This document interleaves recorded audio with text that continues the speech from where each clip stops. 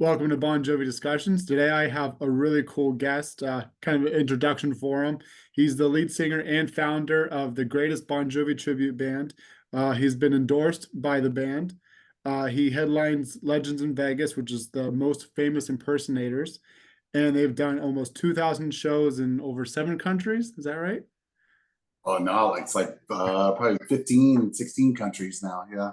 Damn. Anyway, we have Jason Morey here. How are you? Good man, how are you? Good. Thanks for coming on, Jay. It's great to have you. And like I mentioned to you before we got on here, I've been listening to your Lovesick band, which is just awesome. And we'll get into that here in a little bit. Hey, But anyway, you're doing well. yeah, man. We been chugging along here ever since the world got back to kind of doing stuff or whatever. We've been nonstop, and so it's been good. Yeah, it's been good.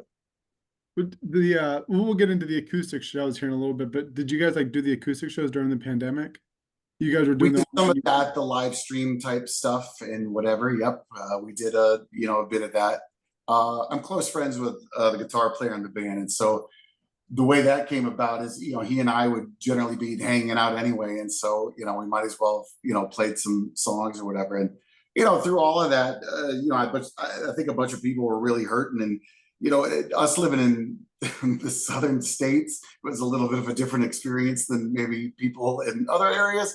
And so, but, a bunch of people had reached out, during that time and even after of saying, thank you that, that made me not go crazy or whatever. And so, yeah, I mean, that's cool. Yeah. Yeah, and that's right because you or like other big other bands and stuff.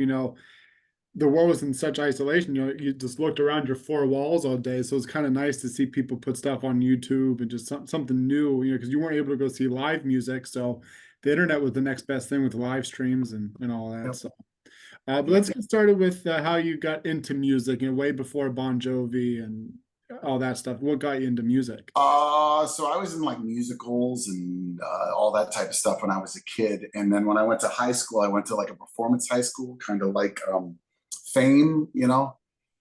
And so I did a bunch of the musicals there or whatever. And then, MTV hit, and so, all the rock bands and the whatever. And I got swept up into that. And it's been bands, ever since. And so, I've been played in bands since I was 17, 18, and all the way up to now. And so, yeah, I mean, and when I was a kid, Slippery When Wet, of course, came out, and I was just mesmerized by it, and so I was that kid in town that whatever big rock band came through, I bought the ticket, I went to the show, I bought the shirts, I did all of that. Wow. So Slippery When Wet is what started that. That's the album that started it for you as a Bon Jovi fan. Um, I mean, I definitely knew 7800 and the first record and that, but I mean, Slippery was the one that was like, to me, made the band stick out, and that there was something really special about this band. Yeah. Wow. And so then what got you into the whole Bon Jovi thing then? Becoming a tribute band for them and So I was singing in an 80s band, and we do a couple of Bon Jovi songs a night, and they always went over well. Long story short, the girl that was doing my hair, she kept putting some more highlights and stuff into it. And so when I would walk around, people would go, who you look like or whatever. And so the tribute band thing was just kind of starting, and I was like, you know what? I bet I could make this work. And I knew those Bon Jovi songs like the back of my hand, and so all the people close to me, my family, my closest friends, they all told me it will not work and don't do it.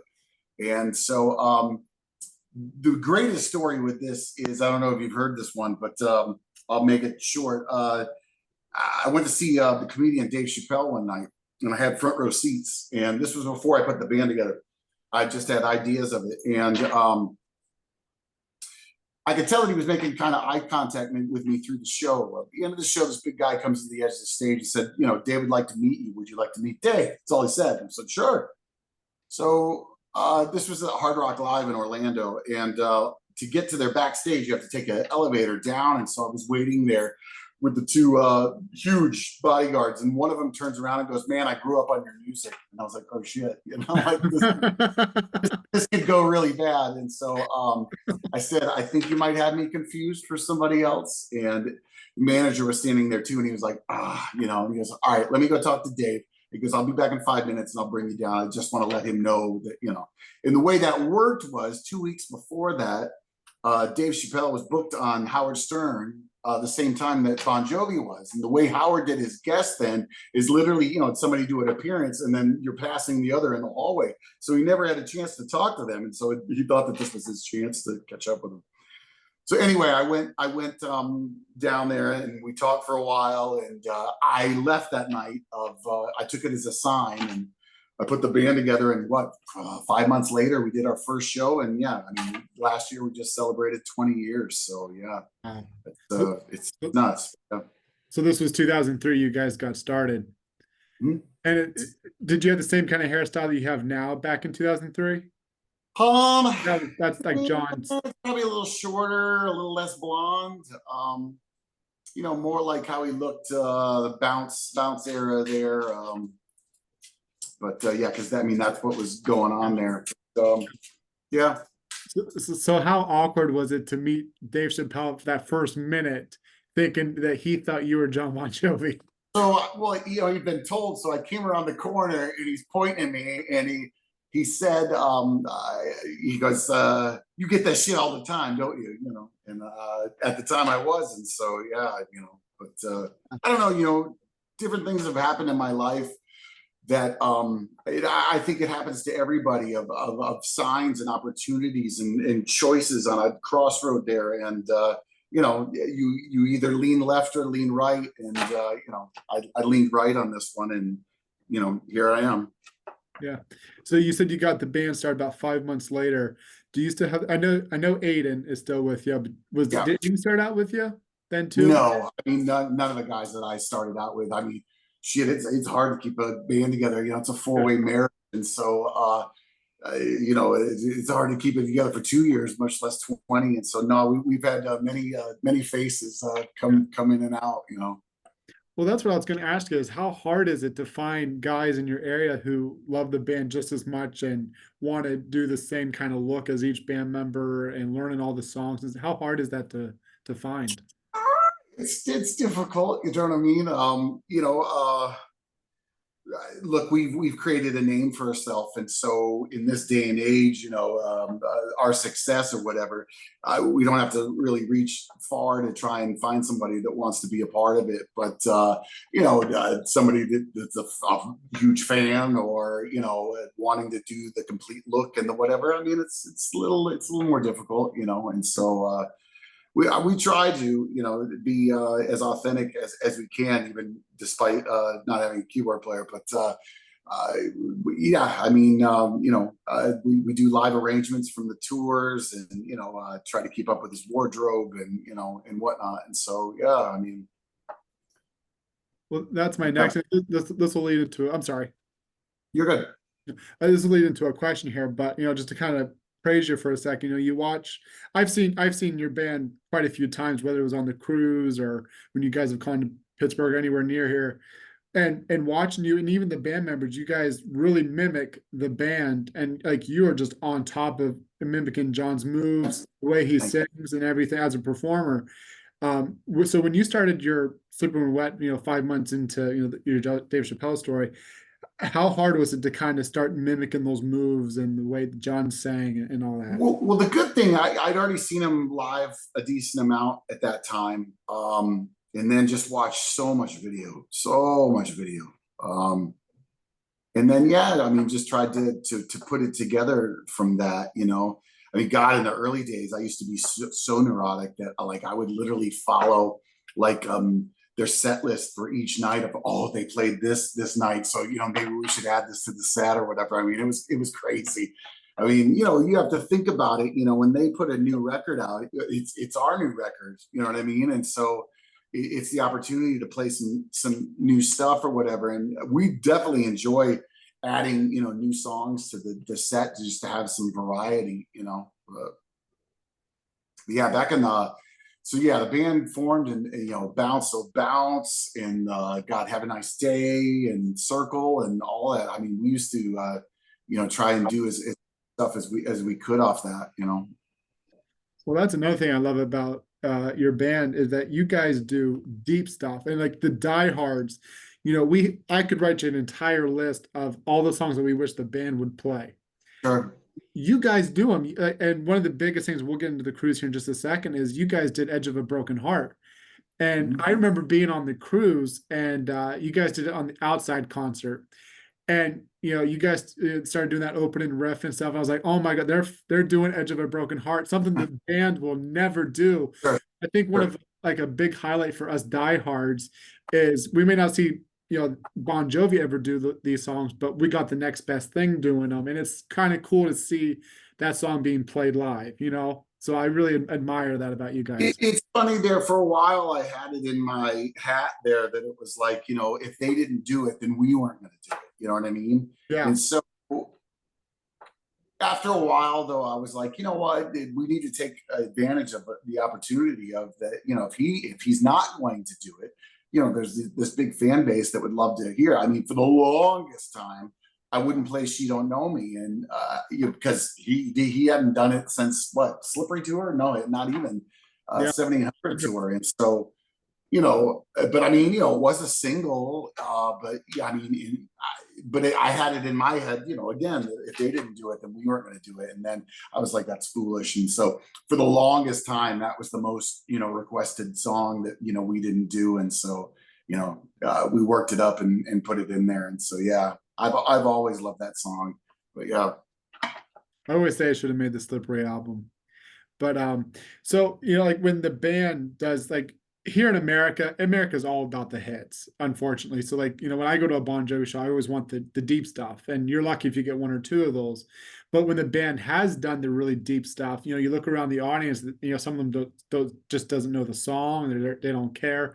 And so when you're, doing a tribute band and you're playing, Wanted, Bad Name, Prayer in front of all these people and they're excited and having the time of their life, you bring out one of those deep tracks. Do you see a change of excitement, or a lot of people don't know those deeper songs? It all depends on what crowd we're at. If it's like a more rock oriented place, they can kind of roll with everything. But if it's like some type of maybe big outdoor and maybe half of the people there know 4 Bon Jovi songs, yeah, it can be a little tedious. But we generally know what kind of crowd we have or we're about to head into beforehand, and so we try to tailor the set, to do as we can get a little deeper here and maybe stick a little closer to anything that went top 20, at other places. Wow, that's awesome. Let's get into the cruise because this is how I've heard of you guys before, and I really wasn't never really looked into tribute bands before the cruise and stuff. And so I remember, so I did the cruise. I know you did both cruises, and I did the Caribbean. And I remember that you guys played the first night. It was an indoor concert, and I wasn't gonna go because I was just gonna do something else with friends. And they're like, "Oh, let's go see Slippery When Wet." I'm like, I don't know about tribute bands and stuff. Nothing against you or any, just in general.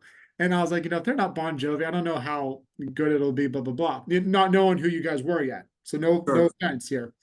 Yeah. And I remember I went to the show, and I was blown away. I was in like I told you earlier, the way that That, you that's mimicked not a good night for us. So, but thank you. Yeah. yeah, and so like I was impressed, and I made sure of it to go because you guys did various shows throughout the 4 days, and I made sure I went to every single show. Thanks. And Thanks. I think the best show that you guys did was the outside concert when you guys did Edge of a Broken Heart. You guys did a few other deep stuff on there. I'm trying to remember which ones that you did, but I think you did In and Out of Love. I think you Mm-hmm. said with that Yep. or something, and that's something the band just never does either. And that was kind of cool to see. And like that cruise is just filled with diehards, so you could get away with doing a whole concert with just deep cuts. But Yeah. so what kind of got you to be able to do the? I know some of the story, but I want you to share the story about how you were able to do the cruises, and I'll let you tell the story. So we got authorized in 2007, so that was there, but I don't know how much that played into this. Matt and I have had contact over the years, and I was playing a show in Mexico, and my phone blows up of Matt Bon Jovi calling me, you know what I mean? And it was like he goes, "Hey, he goes, well, I finally did it," and I go, "Well, what?" And he goes, "I finally convinced him." He goes, we're gonna get him on a cruise, And I go, "Oh, cool, man," And he was like, "Look, man," he goes, we scoured YouTube and we looked around or whatever, and we got to have you guys on there or whatever." And I was like, I was flattered. So, and you saw how he did the shows on there. He did, like a full band thing, but he did the acoustic thing and whatever. And you saw on the full band thing that, he did a lot of covers and stuff and whatever. And so what they were wanting us to do was that, Bon Jovi type experience, And so, no, it was cool. It was an amazing experience. Both cruises were great. For the Spain cruise, we actually had a whole set that was like complete rarities, which we would have never gotten away with, Yeah. anywhere else, And so, no, it was just seeing the look on, some of the people's faces when, we would play, some of the stuff like something like Only Lonely or, God, even something like Love's the Only Rule. You know what I mean? It was like, they were freaking out. And so, yeah, it was cool. It was really cool. Yeah. What's the just a sidetrack real quick? What's the deepest track you've ever done outside of Edge of a Broken Heart? What's probably the deepest one that you've? Ooh. Um, I know that's a big question, but I mean, well, it depends on which way you're leaning here. Like, God, we used to do The Distance. We used to do Misunderstood. We used to do Last Man Standing. We used to do Radio Save My Life Tonight. Welcome to Wherever You Are. I Got the Girl. oh man, Yeah. yeah. So, I mean, I've watched a lot of your videos on YouTube over there since since the cruise, so I've seen a lot of these videos, but I don't think I've ever seen The Distance. I don't know if you have that on YouTube. I'll have to look. I'm curious I to mean, we played it back when they were on the Bounce tour and whatnot or whatever. I was hoping that it would be a single or whatever because I love that song. And but yeah, I mean, we didn't play it much longer after all that. There's many of them that have made it to the the edge of the road here. But yeah. yeah.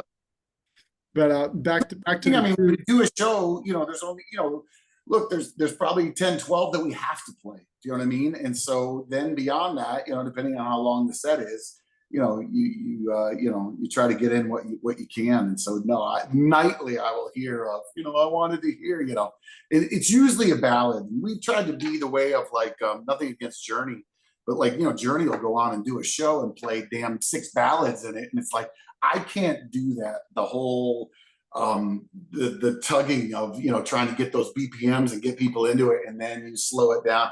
So we try to limit it to 3 ballads a night. And so when you look at Bon Jovi's catalog, there's a fair amount there, and so something is always going to get left out there. Yeah. Well, I think you guys did great on the cruise.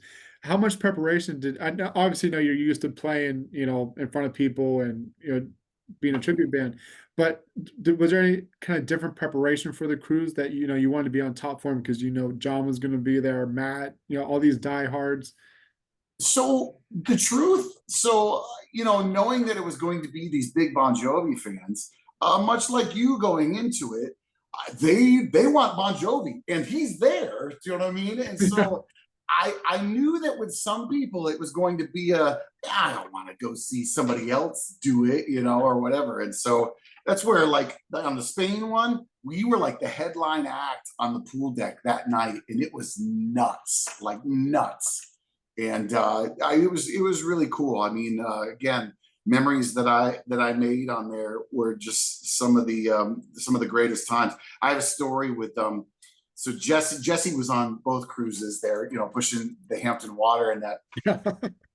So it was the last night of the Spain cruise, and there was like a little, I don't know if you want to call it VIP area that was in the bar there type weird. It was nothing whatever, but it was just kind of like a select whatever. And I just happened to be standing at the bar, and Jesse was like, I don't know, like a table over, like 10, 15 feet from me or whatever by himself or whatever. And yeah, I'd talked to him, other times and whatever, so I didn't think anything about it. So a band was playing in the corner or whatever, and so I was just standing there or whatever, and he comes up to me and he goes, man, he goes, I checked your set out, man. And he goes, man, you guys are fantastic. But he grabs me by the shoulder, looks me in the eyes, and goes, but it's fucking weird. And he walked off. And I was like, that's not the greatest, Yeah. like I put that on the website of like in quotes of, but yeah. But I mean, I could see him thinking that and whatever, but yeah. but in a good way, in a cool way, Sure. And, No, he meant it as a compliment, but and that was the thing I was gonna say too. Like me, you want to see the real thing and stuff. And I'd never seen a tribute band before, but just like me, I remember talking to so many other Bon Jovi fans that night after the first show on the cruise, and everyone was just impressed and just wanted to keep seeing you guys. And I remember, for people that are listening to this, every single time that I saw you out and about, you always had a line of people wanting to meet you and get their photo with you and just talk with you. And you were all, and I even was one of those people in the line that wanted to get a photo, and you were always just cool with everybody, taking thanks, your man. time. Well, And look, man, I mean, yeah, I mean, those people paid a little bit to be on there or whatever, and so yeah, I'm more than happy to say hey and take pictures and do whatever. Again, we had a fantastic time on there. They had like a set meet and greet for us. We weren't included with the way they did it with everybody else was in like one of the ballrooms and they had the separate tables, but we actually played during the time that they did all that. And so we had to do a separate meet and greet, and they had to literally cut it off because I guess there were too many people there or whatever. And I felt bad because it was like, it wasn't our call. Like we just stayed there as long as, as we needed to, sign whatever. But yeah, they needed us out of the room. So, yeah. Yeah. So the next big thing is how was it meeting John? What's your story with that? Cool. I mean, I met John back in '98. I was part of the record industry or whatever. He was pushing Destination Anywhere, and so I had a chance to talk with him. But I mean, it was before I did all this and all that. No, John's cool. John's been nothing but supportive, and signed off on things when we needed him to. And I mean, I think he thinks it's a little weird. You know what I mean? And so I think he's a little freaked out about. No, he's always been kind, and there was a couple moments in the cruise where he even thanked us on the mic and whatever and that. And so no, I mean,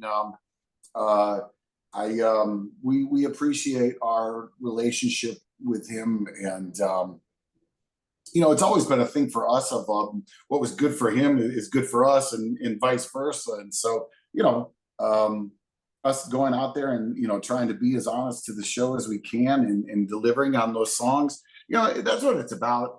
I appreciate that people like what we do and how we present it and whatever, but I mean, we're following a blueprint that was already laid for us here, and so it's just a matter of executing on that. And so that's what I've always said to people of, oh God, why do you think the show is so popular? Or why do you think the whatever? And it's like, it's those songs, it's those anthems that, have stood, over time, as well as they yearn to be played live to, to people, to have that interaction, Absolutely. And in a way, you're keeping the band's name alive, energy and stuff. And it's a great thing that you do. One other thing about the cruise I want to talk about, and this is the Mediterranean cruise, and unfortunately I wasn't able to go to that one, but you got to play with Johnny Resnick from the Goo Goo Dolls. Yeah. You gotta tell me how that was. So we get booked, right? And so so the way the deal works is we book both cruises. It wasn't like hang and wait, like Matt wanted us on both, and so we were like, all right. So I don't know, it was probably 6 weeks, 8 weeks after we booked or whatever. One of the guys from Six Man calls me and says, hey, I got something I want to run by you. We haven't announced that Resnick's going to be part of this second cruise yet, but we've got him, and he's going to do a couple acoustic shows, but we want him to really do a live show. and you know, the price for the Goo Goo Dolls is this, and the price for him is this. Yeah. We could get like some hired gun New York guys, but it goes, you know, that wouldn't be much cheaper than what it would be for, you know, to get the Goo Goo Dolls. And he goes, what would you guys think about, you know, learning an hour of material and backing Johnny Resnick? And it was like, yeah, you know. So yeah, I mean, and it was crazy, you know. I mean, it was I'd talk with Johnny on the phone and him putting together the set list or whatever. And so originally, I think he kind of looked at it like a vacation, because there were two things he said to me. One, he wanted to do a bunch of covers, which I thought was interesting. And then two, I don't know if you play guitar or whatever, but Johnny writes in all these like weird tunings and whatever. And so Oh yeah. Yep. his guitar tech is constantly changing guitars out with him or whatever. He didn't want to play that much guitar, even though he was bringing the tech with him. So I was like, all right.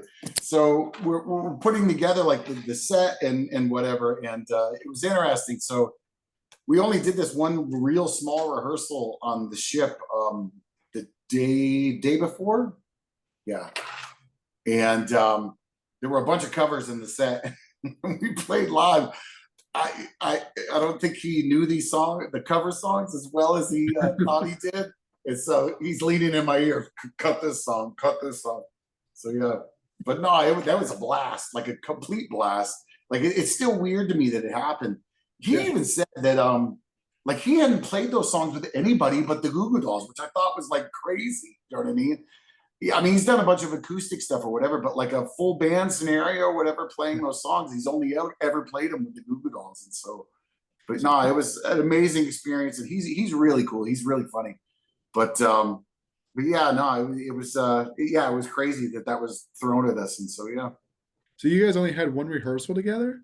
Yeah, and That's even amazing. that we didn't run everything. And it was funny, like even like take a song like Iris, right? And it has all those strings all over it, right?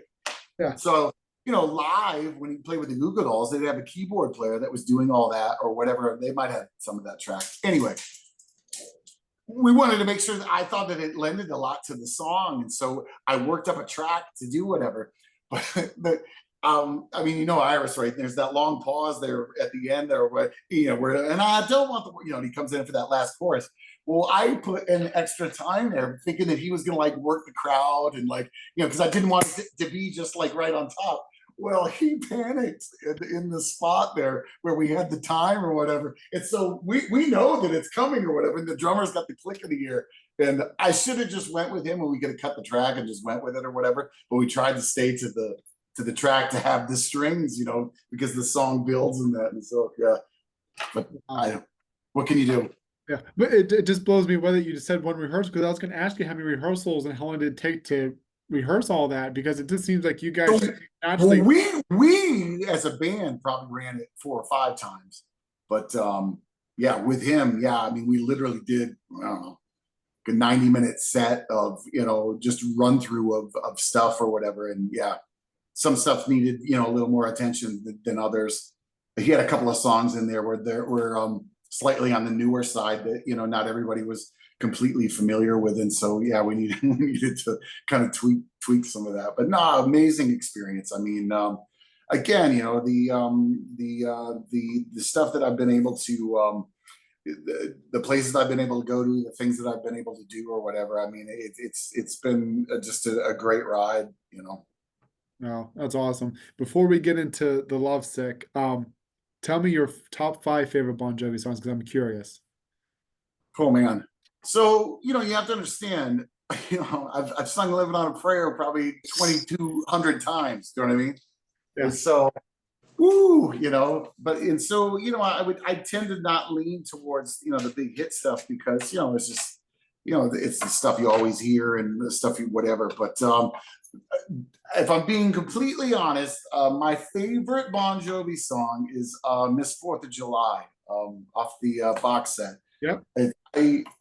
I can't stress enough, you know, John and Richie.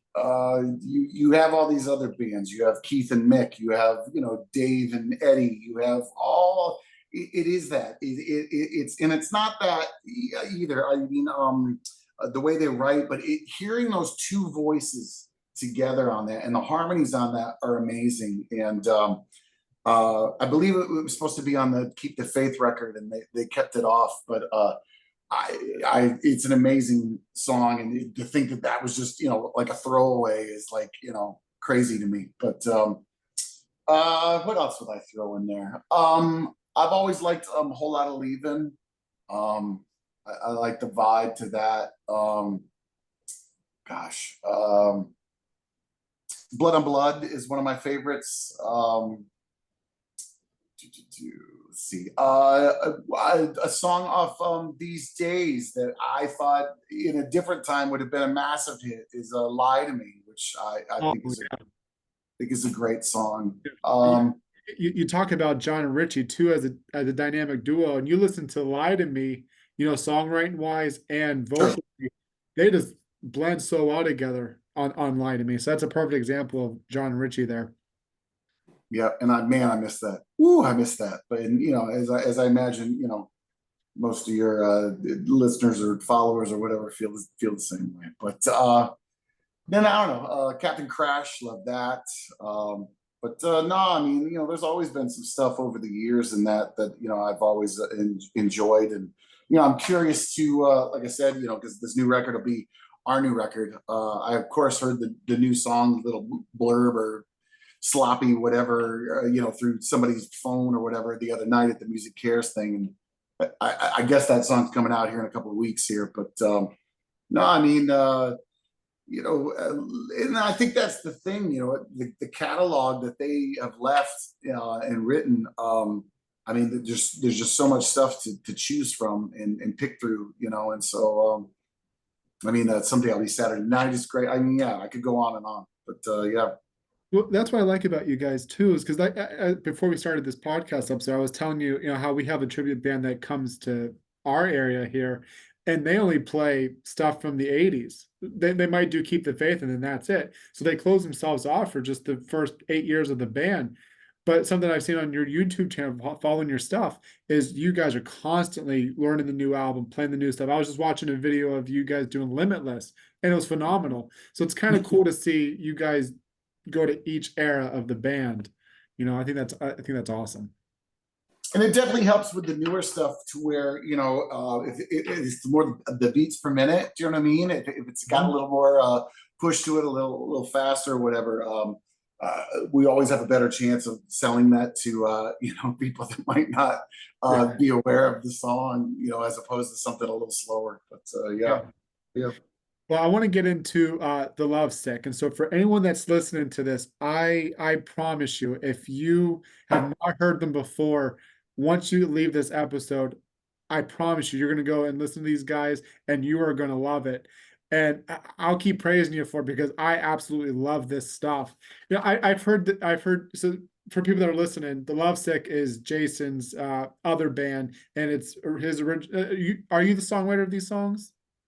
There's some collabs, but I mean, for the most part, yeah. Okay. Yeah. So they're all original songs, and they are just awesome. So I'll let you talk about how you got your band started, and then I'll start just keep praising you because I love some of these songs that you have. Yeah, I mean, so look, the luxury of doing a Bon Jovi tribute, it pays my bills. It takes me places and does whatever. But I've always written and I've always wanted a creative outlet, and so playing live, you're able to get your kicks, by doing the Slippery show, but the other parts of the brain, need other stimulation, and so yeah, I mean, gosh, the first Lovesick came out 8 years ago, and so we've done 7 EPs since then, and it was just a constant. I churn them out here, and so it started out kind of pop rock, and it's kind of leaned even more pop over time. I listen to a vast amount of stuff, and I've always loved. I don't know. I'm not going to tell you that rock is dead and all of that, but I mean, through all of my teen years to my 20s to my 30s. I played rock music and did rock music and that, and I don't know, it got me to a point to where I was just kind of I don't, that type of writing and that type of whatever isn't what got me excited or whatever, and so I started to lean more towards this pop stuff, and so but no, I mean, it's been a fun ride. I mean, God, I think we have, like I said, 7 EPs, and I think there's like 20 or 30 music videos or stuff that's on YouTube and that. And so, yeah, I mean, look,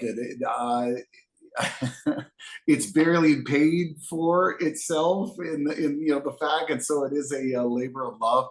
But I mean, it's literally it's a muscle that I have to use. I just I've enjoyed it, over time or whatever, of being able to have that, and nothing against John and Richie's songs and catalog, but I if that was my only thing and my only outlet, I think that wouldn't be as enjoyable to me, and so it's nice to be able to just paint with a different color.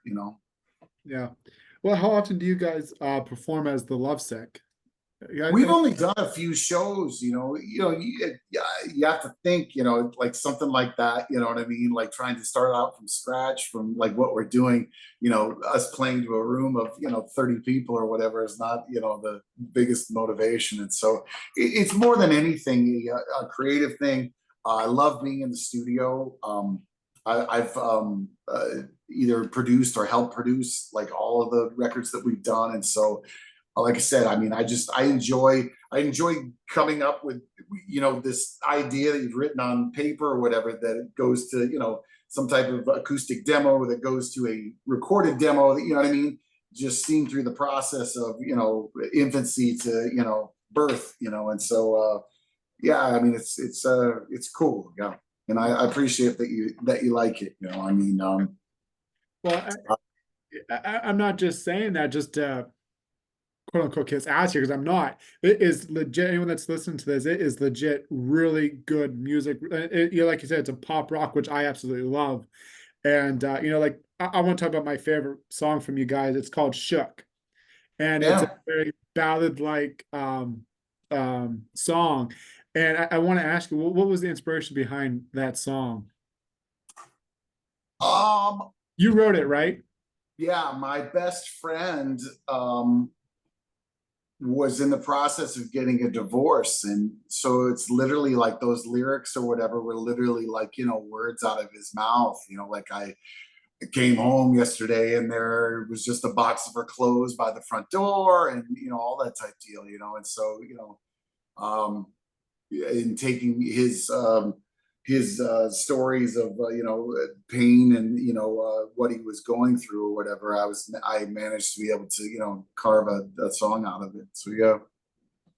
And I was watching the music video too, and it's kind of like like songs like You Want to Make a Memory. You have a really good song and a really good music video, and inclusively they really complement each other. And that's the same example with Shook. You watch the video, and the video is actually really well done. And Appreciate it. like you're just in an empty house, and so that kind of gives you a sense of what the song is about. And you have is that the one guy that's like looking through the window? Is that like one of your band members in that, or? Yeah, that was Jimmy. So Jimmy used to be the other part of the Lovesick. He was on what 3 or 4 of those EPs. But yeah, yeah. So yeah, the way the storyline is, like, I'm not doing so well, so he's like coming to check on me, and I'm not answering the door, and so yeah. Yeah, that's awesome. Yeah, like I said, I love the video, I love the song, and the chorus really gives people a sense of how incredible of a vocalist that you actually are. Thank Outside you. of Slippery When Wet and stuff, and great vocal range that you have, and I just love that song, man. It's awesome. I appreciate it, man. Out of curiosity, what's your favorite Lovesick song?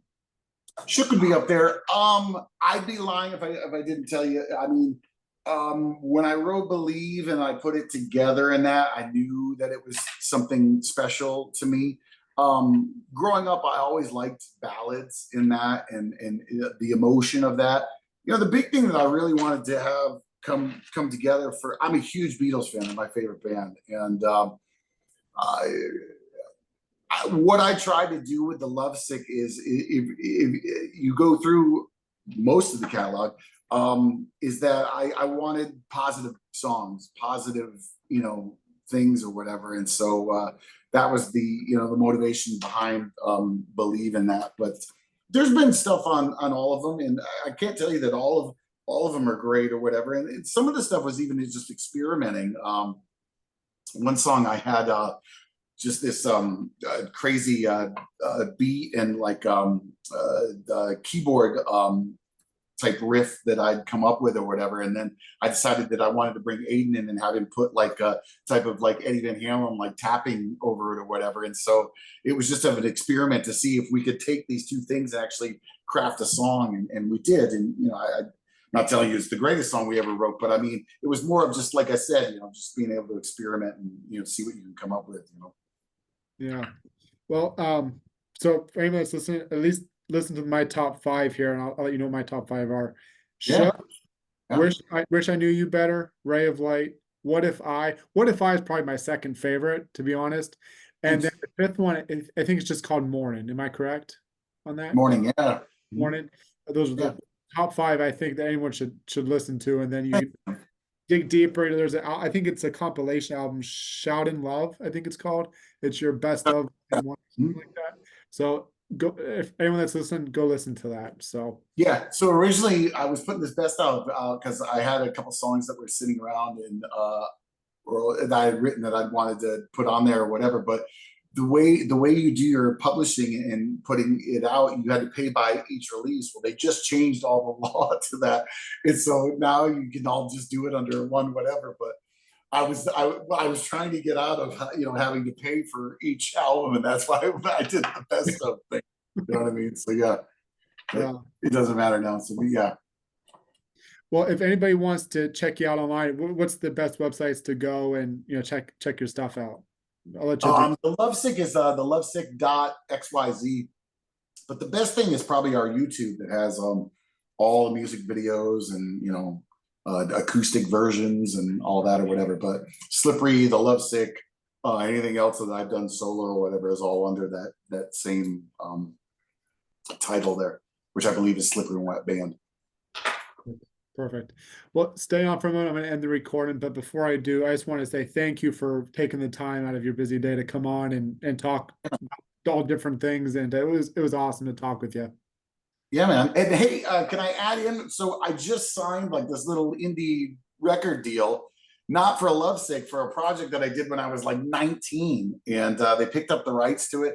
We remixed, remastered it, but we cut 6 new songs. But it is a hard rock project. Like it is like Skid Row meets, I don't know, Warrant meets, I don't know, Stone Temple Pilots. But it's going to come out in March. The name of the band is Split Image, and the record's called Phoenix. But the first single is going to be out in like 2 weeks or whatever. But I think a lot of the people that love the Bon Jovi stuff or whatever, they'll love the Lovesick stuff, but they'll also love this. I mean, it's a ton of guitars and all of that. But yeah, I just wanted to throw that out there as well.